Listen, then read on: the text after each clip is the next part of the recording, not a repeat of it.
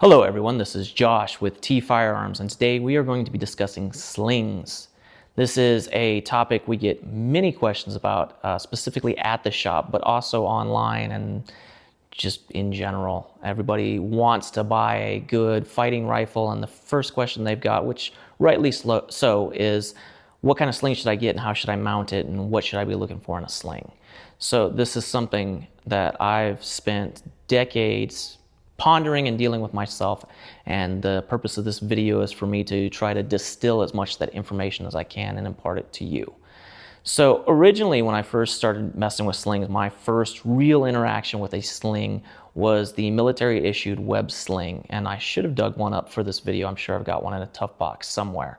But initially it was not designed for anything outside of, parade and drill and ceremony. So originally there's a mount that goes here on the original M16, and then there's a bayonet lug up here, and right behind it, it's got it depended on the system, but near it, they had a pivoting, generally, style of swivel mount as well. So what that did is it put your 2-point sling, your loop, like this, and it was more or less only designed so that you could wear it over your shoulder. And people quickly figured out that it wasn't good for military and tactical application, because if you had your weapon slung over your shoulder, it was very difficult to sling it over and get it back into action very quickly. So a lot of workarounds were developed. You will see the MACV SAW guys specifically love to use 2-quart canteen slings, and they would use 550 cord in lieu of the metal brackets so that there was no noise with the metal hardware on the sling or anything else like that vibrating against the gun. And it also allowed them to mount it vertically across their chest so that they had the weapon at the ready and they could bring it up. And it's very reminiscent of what we use today. And I know when I first was a young soldier in the military, one of the things that the older soldiers quickly taught us was, hey, here's the correct way to use this web sling and get it mounted on your weapon system so that you can very easily manipulate things and bring it up, pocket it in the shoulder, all that fun stuff. Now, my biggest issue, and that's another concern, or I guess a piece of advice I'll have to offer throughout this video is, as you can tell, I'm a left-handed shooter. So very often, depending on how the sling is mounted, if I'm not careful, I run the risk of having my sling cover my ejection port and cause brass to kick back into that port. And it's something I've fortunately never had an issue with in actual combat, because I realized it was a problem, and so I always took steps to mitigate it, and we'll talk about that as we dig deeper into this topic. But it was always a concern because I did have it happen multiple times during training, specifically when I was told, hey, you have to keep your sling oriented this way, you have to do this, you have to do that.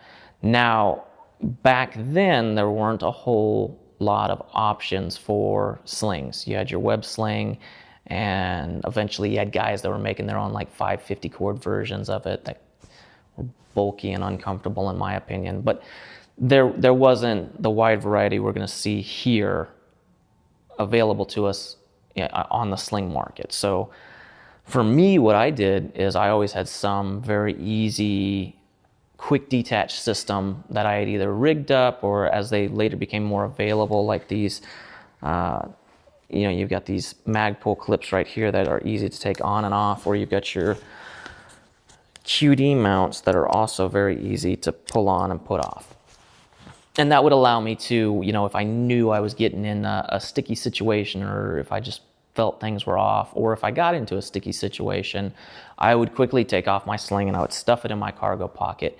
And then I normally had some type of 550 cord loop hooked up that I could hook it onto my body armor and hang it somewhat hands-free, but it was never ideal. And that's the big thing you should be looking for in a sling. A sling should allow you to, like the holster for a sidearm, give you hands-free control of your weapon. Now, control of your weapon is important because as this sits right now, it flops around. And if I attempt to bend over or do anything, there's a high probability that this weapon is going to be in the way and it's going to become a hindrance. Now, obviously, you can, pull it over your shoulder and get it snagged on all the stuff behind you. And do something like this and it's a little bit more usable, but that's not necessarily ideal. So what we're gonna look at is how do we make a sling retain our weapon closely and still allow us to use our hands. So this is actually the first sling that I really liked. And I had the fortune of working with some Special Forces guys with 7th Group, and they're the ones that initially introduced me to this sling. And this is the VTAX, I believe they just call it the VTAX Quick Adjust Sling.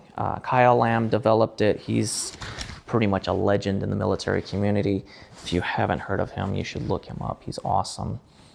And the sling is kind of a testament to his knowledge and his experience. Now, this sling is a bit antiquated now, and honestly, one of the big reasons we don't sell it in the shop is because we can't get a dealer account with them. So I don't really like to advocate for products that I can't personally deliver to my customers.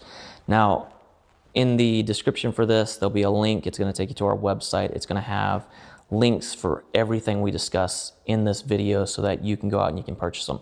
It's going to have links to the VTAC. You can go straight to Viking Tactics and order it yourself.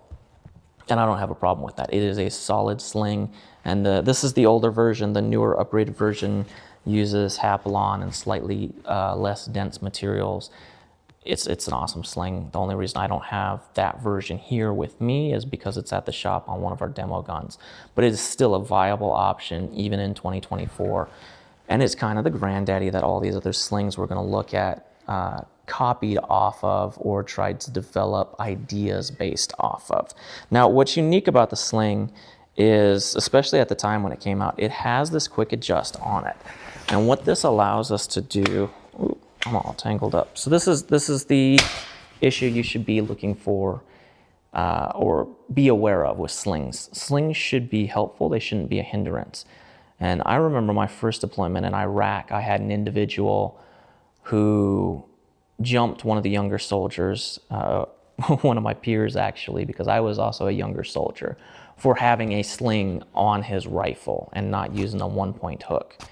And the reason why is because he had been in a firefight on a previous deployment where a gentleman had attempted to get his weapon into action and it had gotten hung up on his web gear.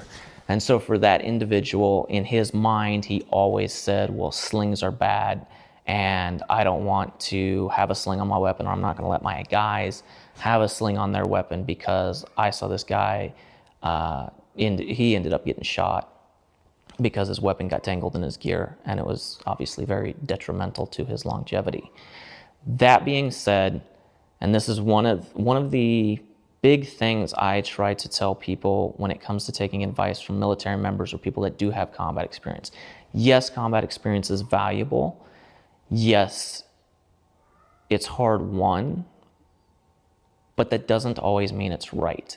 And any advice you take from anyone should be taken with a grain of salt, myself included. My experiences and my background are all going to shape how I look at and view different things and different products. I try to be extremely aware of my biases and give people fair warning that I do have a bias, because at the end of the day, we should be looking at everything objectively. Information is information, and we should be processing it without emotion, without bias, without anything like that, and using that to shape our decisions. So with that being said, what makes this sling unique and what was a big deal when it was first introduced is the fact that it is able to be quickly adjusted. So by pulling on this tail right here, I'm able to tighten the sling up. And because this is such a small weapon, it's not going to tighten up all the way. But now I'm able to, because it's tighter to my body, I'm able to maneuver easier without it banging into my knees, without it trying to rack me or anything like that.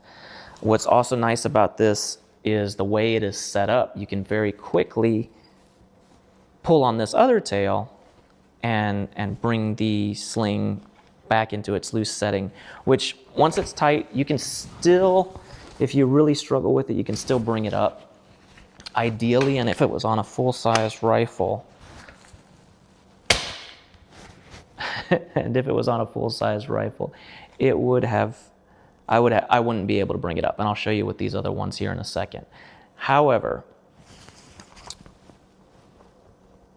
what a lot of people get wrong with slings that attempt to replicate this, and I've got one right here. This is a sling made by Gap Monkey, which Gap Monkey is pretty awesome if you want like some real, this is Rhodesian brushstroke. If you want some real memey slings, Gap Monkey's awesome. The issue I have with their slings is, let's see if I can show you here. So the way they mount their toggle is the exact opposite of how the VTAX does it. And because of that, it is really only easy to use in one way. So let's see here. So if you look at both of these, you see how this one's pointed up and this one's pointed down. So with the VTAX, you are able to pull on this tail here and, well, it's already shrunk all the way up. So if it's extended, you can pull on this tail and shrink it up, and then you pull on this tail and it allows you to maneuver it back or move it back out to its full length, which is awesome. It's very quick, it's very intuitive, it's very easy to use. It's not perfect, and we'll get into some better options here in a minute, but it's still quick, it's still fast, it's still easy. It's still how I cut my teeth on actual true adjustable slings, and it's what made me personally get into more or less always being like, I should have a sling on my gun no matter what. Because by being able to adjust it, I could give it enough slack so that it wouldn't get in front of my ejection port and cause issues like that. Now with this one, it opens up, or excuse me, it tightens up very easily. It's super easy to cinch it down and tighten it up. However, I find that when I'm tightening my sling up, it's more deliberate. I'm about to do, I'm going to be searching casualties, or I'm going to be treating casualties, or I'm going to be doing sensitive site exploitation or something like that. Something where I don't need my weapon at the ready anymore. I've gone on to administrative tasks or something like that. And so now I don't necessarily want my weapon to be swinging around and to be banging into things. So I'm going to tighten it up, I'm going to get it close to my body, and I'm going to do what I'm doing. And so there's not a whole lot of urgency to me needing to tighten it up really quick. Now there are some instances where you will need to tighten it up really quick. You know, you're pursuing someone, like if you're in law enforcement or something like that, and you've got to climb over a barricade or a fence or something like that, and you real quick in the moment need to cinch it up and then climb or something like that. But the reality is, that's less likely to occur. What's more likely to occur is I'm going to have this cinched up and I'm going to need to real quick get it back into action because I thought it was time for admin stuff, but it's still time for fighting and I need to get back in the game. So with this one, especially when it's on a weapon, because you're doing a pulling kind of motion, and if you're like me, your arms don't necessarily articulate backwards very well. Super easy to pull down and tighten it up. It's a little bit more difficult to do that. So a good sling is going to be able to allow you that full range of motion, that full articulation. And this one, frankly, doesn't do that. And there are a ton of slings. I'm not really bashing Gap Monkey per se, but there are a lot of slings on the market that do this, and plenty of people like them. I'm just not one of those people. And this maybe is a personal preference issue of mine. But generally speaking, if I can't easily articulate my sling to its loose setting quickly, I'm not going to really care much for that sling. Now here's another kind of granddaddy of the sling world, and that is the Magpul MS-1. And the MS-1, it has it's not a strap, it's not a pull, it's just a really big buckle that you use to tighten it up. And I specifically brought this FAL out because it's in the process of getting heavily modified, but we're not there yet. So it's still rocking the old school swivels that used to be present on the M16. And you can see as this gun sits on my chest, it wants to rotate away. It wants to slide down my shoulder. This doesn't really know what it wants to do. Yeah, I can still bring it up. I can still use it. It's still, it still works, but it's not ideal. Normally what I do, even if I have, well, my last FAL actually, I'll take 550 cord and I'll wrap it around here, and then I will mount my sling somewhere here in the center point of this stock. And what that does is it pins it more securely to my shoulder, because that's one of the things you're looking for in a sling, is you want to be able to easily transition to that shoulder so that all of your movements are nice and fluid and you're not hanging up on anything, especially when you've got body armor introduced into the mix. And we will probably do a follow-on video to this video showing more in depth why it matters the way these slings are set up. This is kind of going to be more of a broad overview, and then we're going to start getting into the more micro applications of these slings and why all of this matters. But anyway, broad overview. So what's nice about the MS1 is you do have this adjustable toggle. What's not nice about it is it's not super easy to get to, because it tends to get really far away up here. And again, I have limited range of motion way back here. And so finding that, and that's where I find that I personally prefer tails, because it's a lot easier gross motor skills, especially if you're wearing gloves, to grab a tail and pull it. It's very intuitive like this. Back here, reaching back and finding, see? Finding it and sliding it, it's not as user-friendly as I would like. And especially in the moment, adrenaline-wise, I could see there being issues with gloves grabbing this. Now, what's nice about this is it is a very wide sling, which compared to some of the other slings we're going to look at, it matters, especially if you're carrying a heavy gun like the FAL. Having a wide sling is nice because it gives you, it distributes the force of the load a lot better. Now, if you're wearing body armor, it's not a big deal, because you're going to have, your padded armor or whatever, but you'll have your shoulder straps helping to protect and mitigate those pressure points. However, this being as wide as it is a very comfortable sling to use. What's also neat about this one is it uses these little, which I had one hooked on the VTAC we saw earlier, but these little alligator clips that Magpul makes are very nice, because it allows you to pretty much hook onto any, what I would call like legacy sling swivels or sling loops. You can even use these for bag straps and stuff like that. I've used them in the past for that. What's also neat is you can set up a 1-point sling, and one of these days we'll get into the difference between 1-point slings and 2-point slings and 3-point slings, but too long did not read. Pretty much almost always a 2-point sling is going to be what you want. There's some very niche applications where a 1-point sling is nice, but almost always a 2-point sling is going to be what you need. But we'll get into that later on. That being said, that is the Magpul MS1. Very solid sling. We sell them in the shop. A lot of people like them.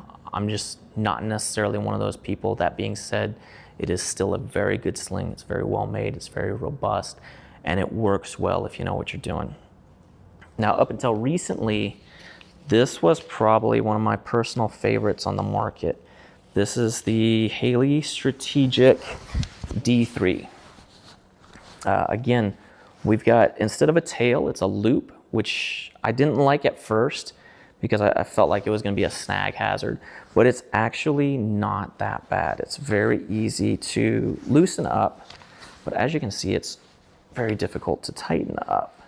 And it's just part of the design, and if you swim out of it, it's way easier. You can just pull it, and then you can have it nice and tucked in tight to your body. And this is, we can see the difference now compared to that that other short-barreled rifle I had. This one, properly tensioned, full length, all the way set up. I've got almost no play on this weapon system with this sling set up like it should be.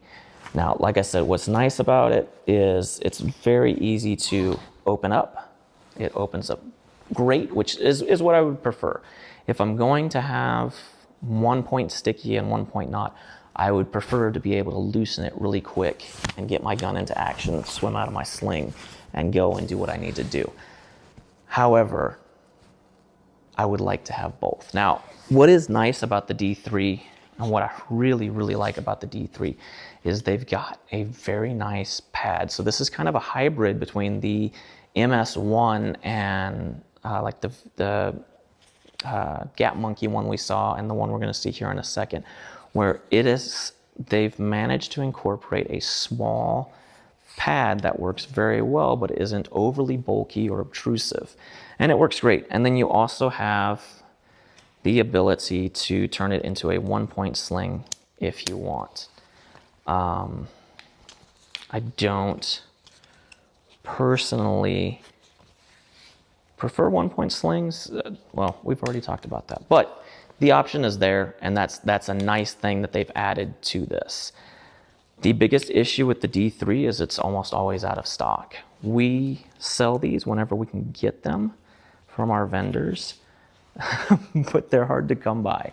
And I don't know if it's, I don't know the reason why they're hard to come by, but it's probably because they're really solid, well-built slings. They also make a D3 Slim, which is a much more scaled down version of the D3 that basically has everything except for that pad. It's cheaper. We sell those a lot to people just looking for a budget sling that's solid, but it's the same setup. It's got that loop. It's very easy to pull out. It's harder to pull in, but they're very solid slings. They're well-built slings. Now this is one I just got turned on to recently. It is a company out of Oklahoma called Tulsa Textile Solutions. That's way harder to say on camera than I thought it would be. It's a very well thought out sling. It basically ships without, it doesn't come with any of your QD mounts, but most of these slings don't. A lot of times you're gonna have to either pay extra for your mounts or set them up later as you go. But this one comes with, what I really like, and it's fairly unique, is it has this clip right here, which originally I was puzzled about, but the more I played with it, the more I realized it's set up so that you can very easily detangle yourself from the sling. So you remember that story I told you about earlier where the older NCO had a friend that had gotten killed because his sling got tangled up in his gear. He wasn't able to get his weapon up in time and he got gotted. So being able to break away from your sling or get out of your sling is a really good option to have. And even with my body armor, I do not like wearing armor that I can't get out of quickly in an emergency. And that comes from a lot of my experience was in Afghanistan. And in Afghanistan, one of the biggest issues we had is people had legitimately fallen in rivers and drowned because they weren't able to get out of their armor. And people had issues getting out of vehicles and all this stuff. So even right now, like my car sitting in the driveway has seatbelt cutters that are easily accessible. My armor always has tearaway stuff. And again, this might be like one of my personal biases, but it is something that I consider very heavily when I'm purchasing equipment is I need to be able to get out of that equipment quickly in a crisis. And so having that breakaway is a really neat feature that I haven't seen on a sling before, and I really like it. Now, what this guy's done is he's got a tail, and this is a much larger rifle than you'll normally see. This is an 18-inch special purpose rifle. But that tail, as you can see, is very easy to get on, and it's also very easy to get off. I don't have to put any effort into loosening this up or tightening it down. It's just very fluid and very smooth. And especially on these shorter guns, it works really well. And it's a very just well thought out, but simple design. There's not a whole lot of extra features to it, which I really appreciate. I think a lot of companies go overboard trying to add this or that to their product. And a well thought out sling doesn't have to be complicated. So the fact that they're able to do this without overcomplicating it and still having it be easy to tighten up and easy to loosen up without a whole lot of effort, without a whole lot of energy is, in my opinion, very awesome. Tulsa Textile Solutions is a very small company. The owner's honestly a real stand-up guy. We initially had some issues when I first got set up to work with him, but he bent over backwards to make things right, and he's just been very transparent and honest throughout the entire process. He's still getting set up. If you go visit his website, it's his new website, but it's a work in progress. But his slings are rock solid. I'm very impressed with these slings. We've been running, I've got 2 of them right now that we've been running pretty ragged, doing drills with and stuff like that. And overall, right now on the market, with the exception of the VTAC, I think it is the easiest sling system to manipulate both in the closed position and the open position, which to me is awesome. It's something I've been looking for a while, especially with our difficulty in, as a dealer selling the VTACs, finding one that we can actually sell that works as good, if not better than the VTACs, is something that is personally really exciting to me. Now, the one issue people might have with these slings is the fact that he does not have any type of padding or anything like that. It's, you know, your 1-inch webbing, it's not extremely, this might be 1.5 inches. It's about 1 inch. That's what she said. But your 1-inch webbing here, and I can see, especially with heavier rifles, people having issues with that. I'm sure in the future he will probably have different options. If not, we will probably approach him about getting a different option. That was one of the reasons him and I originally got started talking, is we've in the past wanted to work with textile companies and develop our own line of products. And so we've already started discussions into what it would look like if we did something like that and how we would manage to make it work and all that fun stuff. So if he doesn't start offering something with a padded option, maybe that's something we'll work with to make happen. But either way, this is my very basic overview of slings, what I look for in a sling, what I like in a sling. Biggest thing, just to recap real quick, is I want a 2-point sling that I can attach midline or close to the top of the stock of the rifle as possible, and as far out to the front as possible. I personally like to use, when I'm set up on my slings, I like to have the option to use my sling swivels as a hand stop. So when I'm bringing my weapon system up, I'm going to swim out of it, and then I'm going to put that hand out as far as I can. And what is stopping that hand, what I do is I take that first knuckle of my finger and I rub it right alongside my sling swivel. And as soon as it hits that sling swivel, I know I'm set where I want to be and I'm on the gun. And it keeps everything nice and consistent for me. But also by running that hand out there, and this is a tip for you left-handed shooters, by running that hand out there, I create extra slack in my sling. And as you can see, I've got it ran so that it's right in line with my arm and leaves me a nice gap for my ejection port to be able to kick brass out nice and far. Used to not always be able to do that with the old school slings. These ones, especially setting it up so that you can use it as a hand shop and shoot that, or a hand stop and shoot that hand out there and get on the gun and running it correctly, works very well. Now, like I said, we're gonna do some follow-on videos where I show different sling manipulation methods, why slings are good to use, how to use them, when's maybe a good time to not use them, and all those different things. So we'll definitely have a lot more going on for you guys.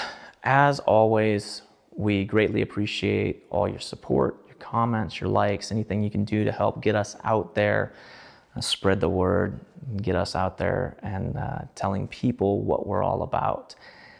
This content is provided free of use. It's just information I wish I had when I was a younger shooter, and information I've gained over the years that I would like to pass on to other people. However, what we're doing isn't free to us. So if you can, we really appreciate you supporting the company, tfirearms.com.